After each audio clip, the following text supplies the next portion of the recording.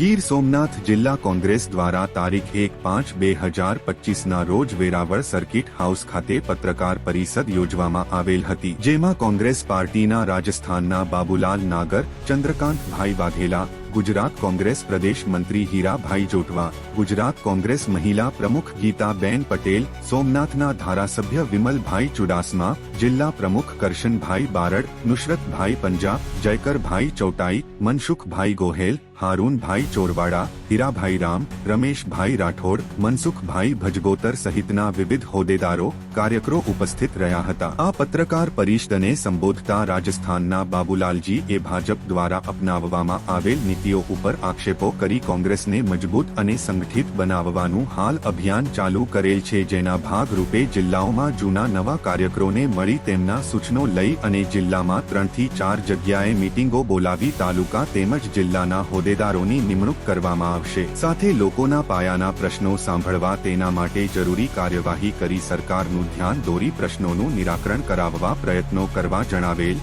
સાથે હાલ સરકાર દ્વારા જાતિ ગણનાને મંજૂરી આપતા કોંગ્રેસ પાર્ટી દ્વારા સરકારશ્રીના નિર્ણયને આવકારેલ હતા।